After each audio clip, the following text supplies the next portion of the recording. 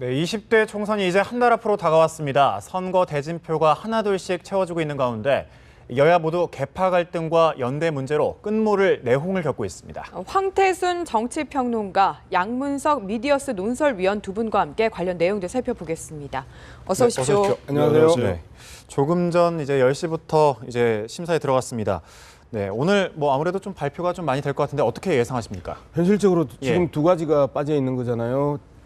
대구 진박 논란에 진원진 대구와 그다음에 최고위원들을 포함한 수도권 비박 그게 이제 빠져 있고 그다음에 더 결정적인 건 김무성 대표 지역구가 지금 빠져 있는 상황이기 때문에 현실적으로 김무성 대표를 축으로 한 비박계와 그다음에 친박계 간에 있어서 어떤 정치적 협상과 정치적 거래가 있었는가 그리고 마무리가 됐는가에 따라서 김무성 대표의 공천지역 이 확정이 가능하지. 네. 현실적으로 그 안에서 윤상현 의원과 김무성 그다음에 김무성 의원과 최경환 의원과 청와대 김무성 의원과 대표와 청와대 이런 부분들이 근본적으로 어떠한 협상도 없이 일방적으로 김무성 대표를 올릴 가능성은 없다라고 보는 거죠.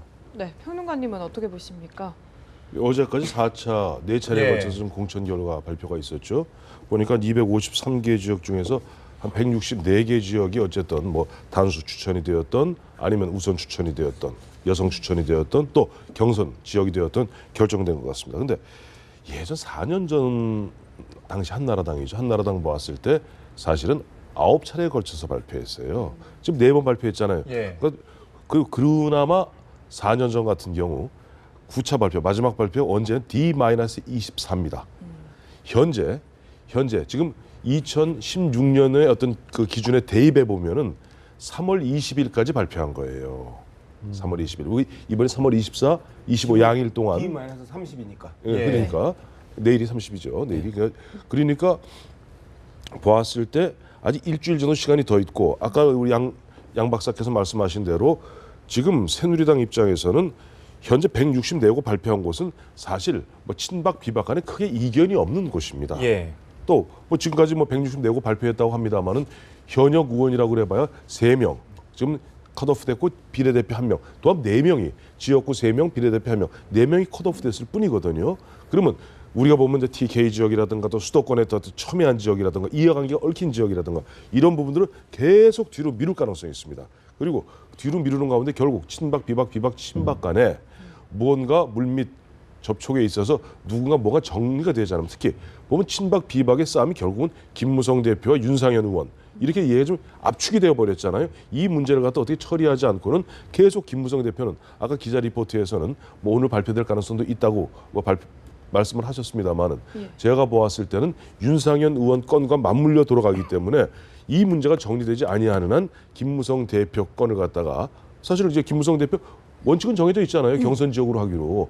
그럼 오늘 아마 발표하기는 쉽지 않지 않겠는가 그렇게 예상을 해봐요. 네, 그럼 윤상현 의원도 오늘 발표는 안 된다고 봐야 되겠네요. 현실적으로 윤상현 의원을 오늘 발표할 수 없는 거죠. 그리고 이양구 위원장이 그동안에 온정주의적 발언에서 약간 바뀐 느낌 있잖아요. 뭐 높은 도덕성 이야기를 했는데 그 부분이 저는 오늘 가능성도 있을 수 있다라고 생각하는 게 뭔가 정치적 협상이 일어났나 저 발언을 비추어 볼 때 윤상현 의원 거치에 대한 입장이 정리가 되지 않았나라는 느낌이 이제 좀 있는 거죠.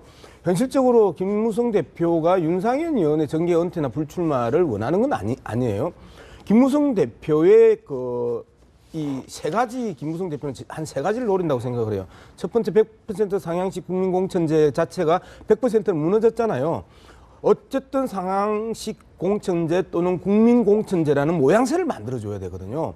그렇다면 첫 번째 경선 지역을 253개 중에 80개에서 80개 가량을 단수 우선 이런 식으로 갈 거다라고 이야기했는데 보다 더 많은 경선 지역을 확대시켜 주는 게 첫 번째고 두 번째 현역 의원 컷오프를 최소화하는 것.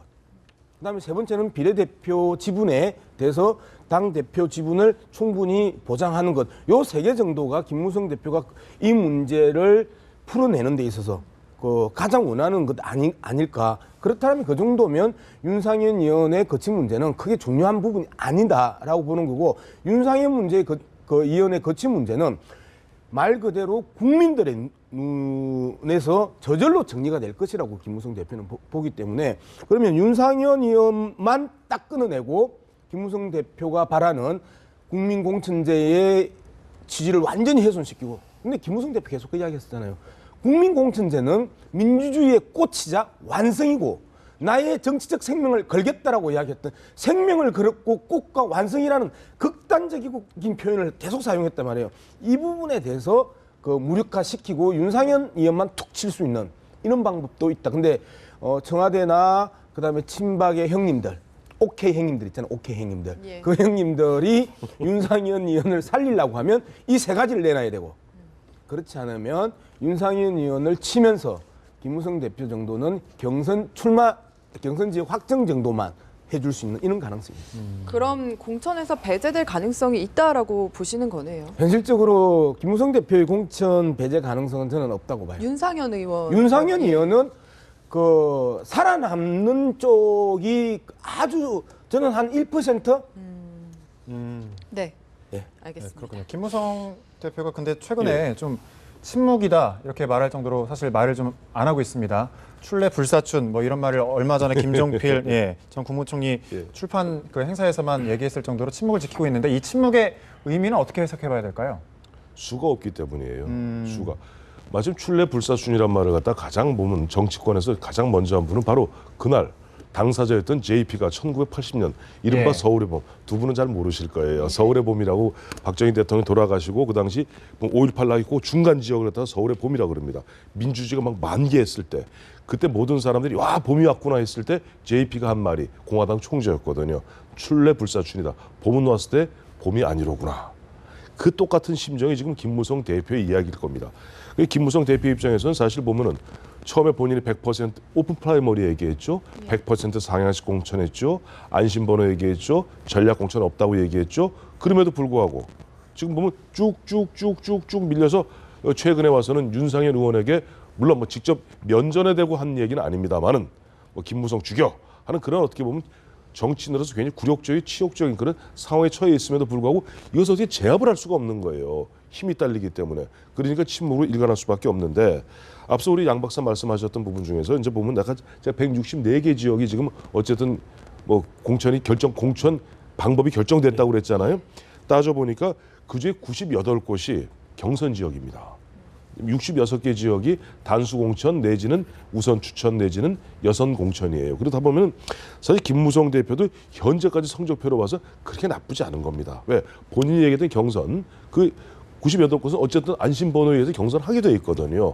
그렇게 돼 있는 건데, 저는 아까 윤상현 의원 얘기 잠깐 나왔습니다만, 윤상현 의원을 갖다가 김무성 대표가 맞물려 있지만은 사실 김무성 대표가 친박이라든가 모르겠어요. 뭐 박근혜 대통령이 그런 심정을 갖고 있는지 모르겠습니다만, 친박 입장에서 목표가 김무성일까요? 유승민일까요? 저는 유승민이라고 봐요. 유승민이라고. 그렇기 때문에 여태까지 모든 지역에서 발표됐음에도 불구하고 대구 지역만 한 곳도 발표가 되지 않지 않았어요. 결국 그러니까 지금 윤상현 의원이 이게 어떻게 보면 사고 아닌 사고를 쳤잖아요. 사고를 쳤기 때문에 좀 당초 황진아라든가 홍문표 이 두 분, 이른바 친 김무성계죠. 보면은 정계 은퇴하라, 아니면 최소한 공천 배제하라. 근데 이게 보면 또 물려 있단 말이에요. 그러니까 이한구 공관위원장 나와서 무슨 소리냐? 저 보면 윤상현이가 얘기했던 것은 그냥 뜬금없이 혼자 얘기한 것이 아니라 김무성 대표가 정두원 의원에게 뭐 보면 청와대나 친박이나 뭐 찌라시에서 보면은 뭐또 40명을 갖다 이른바 학살하라고 살상부 명단이 나왔다고, 그 이야기를 듣고 격분해서 그날 저녁에 한 얘기니까 이거는 그에 관련되는 김무성, 정두원, 그리고 나도 그런 연락 받았다고 얘기한 김용태, 거기에 대고 욕을 퍼부었던 윤상현까지 이 네 명을 한꺼번에 묶어서 처리해야 되는 거 아니냐고 쭉 끌고 가고 있습니다만은, 결과적으로 김무성 대표를 그렇다고 컷오프 시킬 수는 없잖아요. 뒤로 밀 뿐이지. 결국 이런 부분들은 결국 보면 아마 친박 쪽에서 생각하고 있는 유승민 의원을 포함한 대구 지역에서 이른바 진박들을 갖다 우선 추천하기 위해서 가장 뒤로 미루면서 거기에 대한 무슨 담보를 갖고 밀당이 있는 것이 아닌가 하는 또 묘한 생각도 드네요. 네. 이런 가운데 김태환 의원과 강길부 의원이 컷오프가 됐는데요. 뭔가 중진 그리고 고령 의원들의 물갈이가 현실화되고 있다 이런 이야기도 나오고 있거든요. 뭐 현실화라고 하기보다는 이번에 뭐 강길부 의원 같은 경우에는 다른 비위 사실들이 계속해서 언론에 노출이 됐었잖아요. 그다음에 뒤에 박대동 의원도 그런 이 보좌관 문제가 있었었고 보좌관 월급 문제가 있었었고 현실적으로 김태환 의원을 제외하고는 비위 관련된 이 컷오프이기 때문에 이 부분을 고령에 대한 그다음에 다선에 대한 물갈이로 보기에는 상당히 어폐가 있다라고 보는 거죠. 네. 예, 야당 상황도 한번 살펴보겠습니다. 더불어민주당이 이제 이르면 내일 추가 공천 심사를 발표할 예정인데 이해찬 의원 중 아직 이제 공천이 확정되지 않은 사람들이 있습니다. 친노계 공천 배제 여부 어떻게 보십니까? 결국 핵심은 이제 이해찬 의원인데요. 이해찬 의원은 참 김종인 대표 입장에서 두 가지 고민 선택지를 들고 있는 거예요. 첫 번째는 바지 사장이냐 자르냐라는 이제 계속 뭐 안철수 대표 같은 경우는 바지 사장이라고 비난을 했고 또 어떤 사람들은 전제군주다 자르다라고 비판을 했는데 이 두 중에 내가 바지 사장이냐 자르냐라는 부분에 있어서 하나의 정확한 척도가 되겠죠. 치면 자르고 못 치면 바지 사장이 되는 거죠.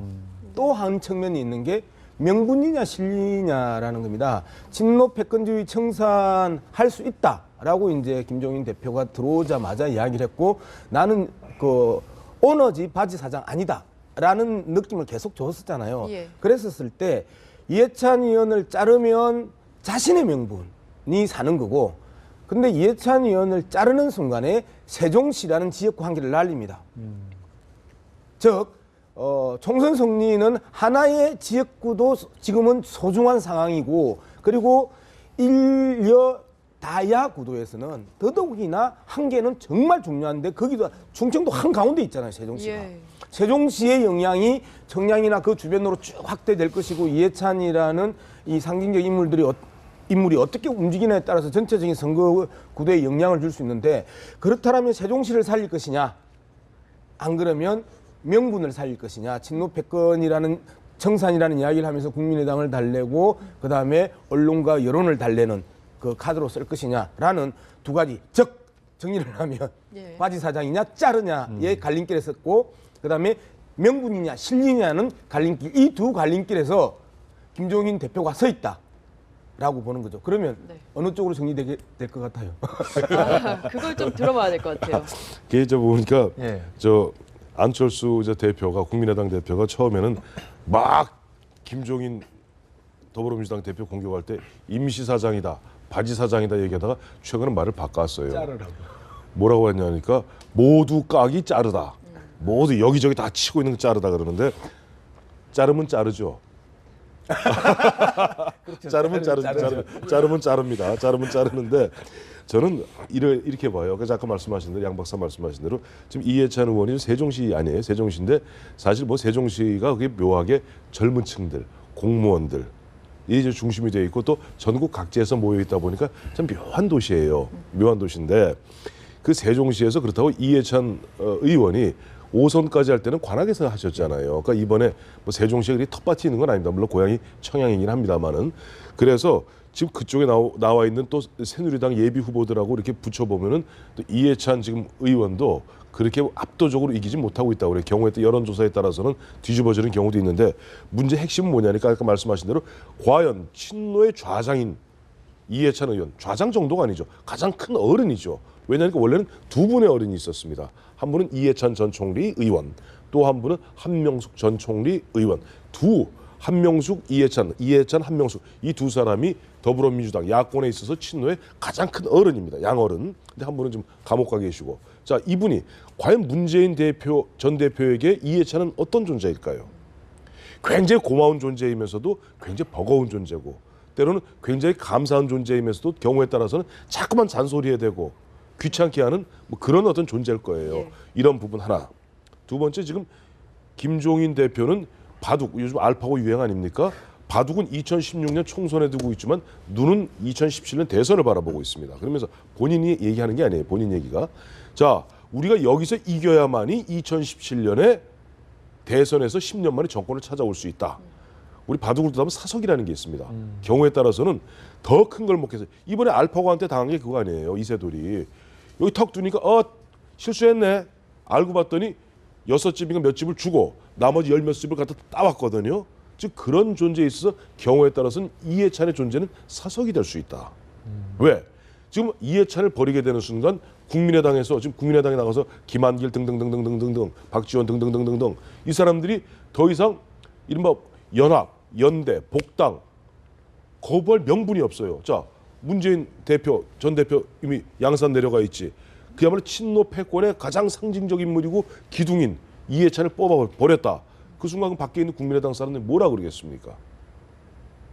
연대될 수밖에 없어요. 그렇게 되면은 이번에 아까 예를 들어서 가정하여 세종시 하나를 잃는다 손치더라도 122개 지역이 있는 수도권에서 야당의 화력은 어마어마하게 세집니다. 왜? 국민의당과 더불어민주당이 어쨌든 어떤 형태로 손을 잡는 순간 지금 친박 비박 간의 싸움에 그야말로 매일 나날을 지새고 있는 새누리당은 질이 멸렬한 위기에 빠질 수가 있거든요. 그러니까 이미 김종인 대표는 그 수를 보는 거예요. 그래서 이 수에서 사석을 하고 수도권에서 이기면은 그 기세를 몰고 2017년에 가서 10년 만에 정권을 찾아올 수 있다. 네. 이 대목에서 과연 이러한 논리를 갖고 이해찬 전 총리한테 정성을 다해서 정중하게 예의를 갖추어서 얘기했을 때 과연 이해찬 전 총리도 물론 어저께 사무실 개소식은 했습니다만은 굉장히 고민에 빠질 수밖에 없을 거예요.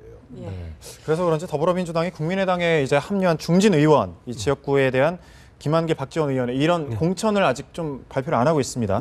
뭐 같은 맥락에서 봐야 될까요? 네, 현실적으로 지금 전남 지역의 주승용 의원이나 몇 군데, 그 다음에 이제 그 광진갑 또 비워놓고 이제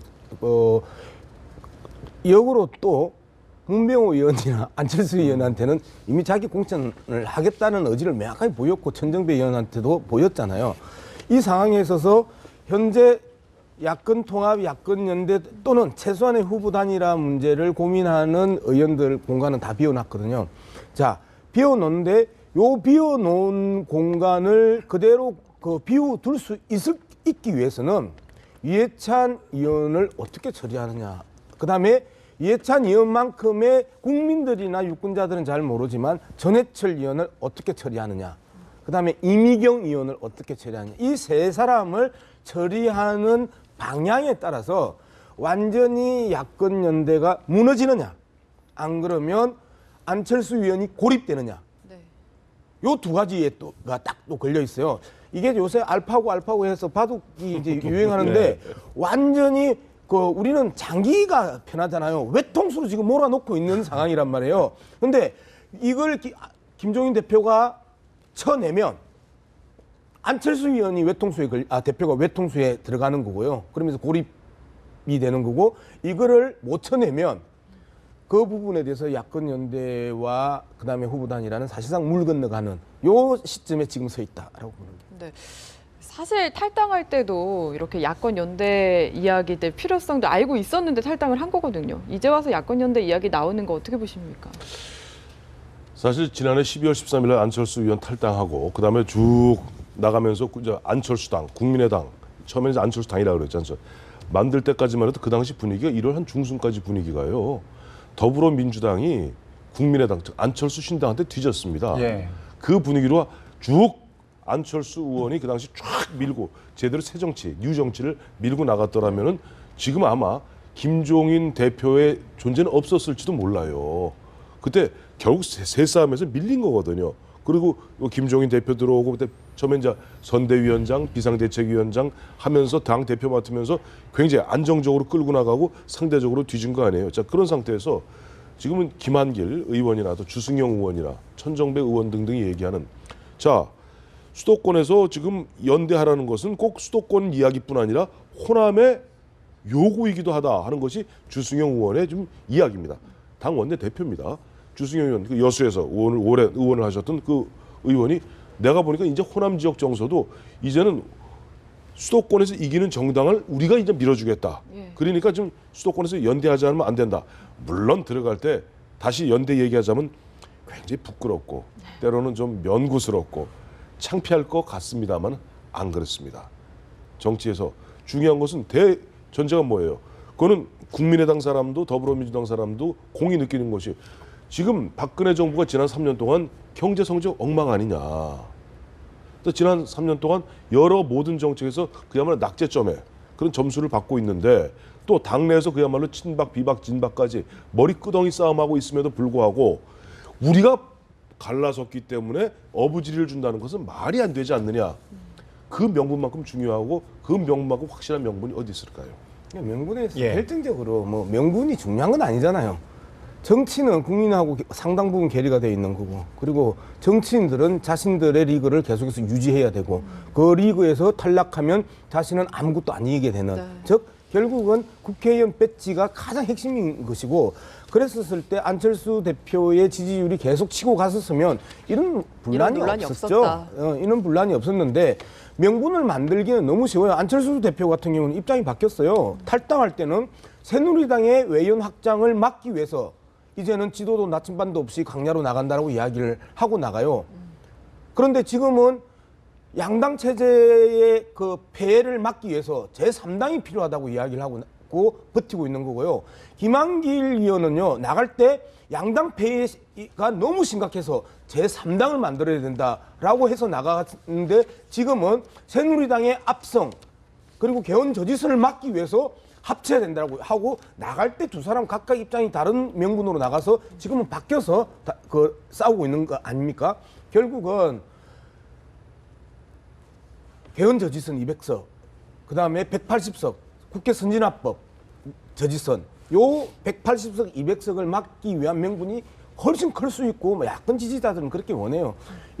각종 여론조사에서 보면 야권 통합해라라고 이야기하는 퍼센테이지가 한 10% 이상 높고요. 호남에서도 10% 이상이 야권 통합 쪽이 높거든요. 예. 10%포인트 정도가 쭉 추세로 보면 높은데 이런 부분들에 대해서 이제 안철수 대표가 고립될 수밖에 없는 상황으로 왔다라고 보는 거죠. 예, 네. 그렇군요. 최근 정치 이슈를 두 분과 함께 이야기 나눴습니다. 황태순 정치평론가, 양문석 미디어스 논설위원이었습니다. 오늘 말씀 고맙습니다. 감사합니다.